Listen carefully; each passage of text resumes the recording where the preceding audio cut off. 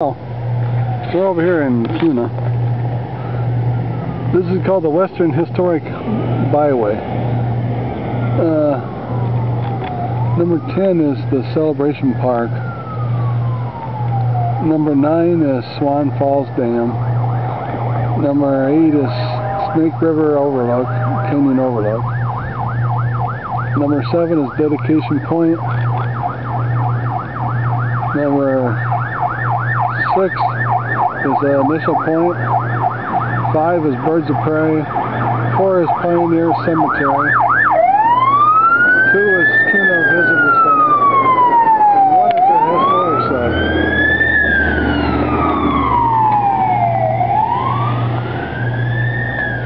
And this is the historic bypass byway. I'd read it all to you, but there's a whole bunch of stuff up there. It'd probably take the whole 10 minutes or something. Alright. Over here's probably the Boise River.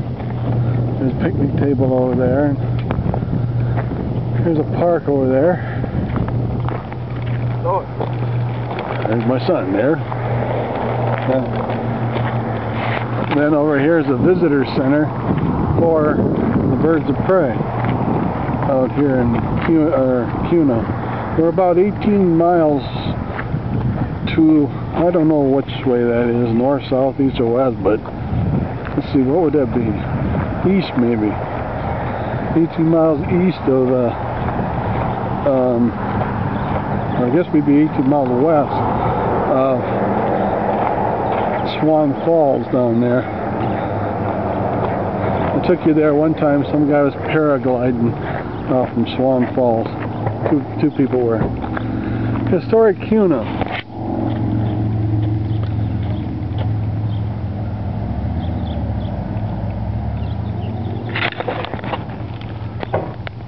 I don't know.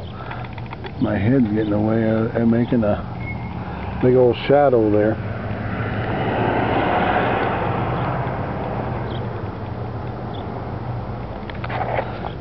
The year was 1888 when 100 laborers arrived to build the westward portion of the Oregon Short Line Railroad.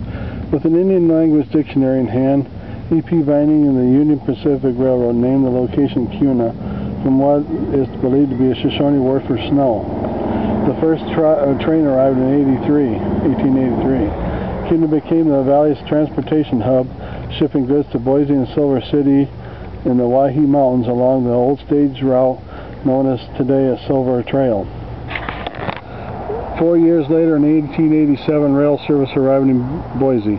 Kuna's depot closed. The tiny settlement vanished. The first breath of life was given to Kuna when in November 1903, Fremont H. Teed, an earliest settler from Iowa, applied for a desert land grant. With $50 in hand and initial payment, Teed acquired 200 acres, which included the dusty remains of old Kuna town. Kuna once again became to thrive as AFH, Teed, and Hubbard worked tirelessly to encourage settlement. Kuna's townfolk celebrated February 22, 1909, when the first irrigation water flowed, giving life to 50,000 acres of new farmland. Today, Kuna holds strong to its pioneer heritage, a heritage built upon early settlers who pushed back the sagebrush-covered desert to build a thriving community. So, I better say goodbye for this one. I don't know how many minutes has gone by, but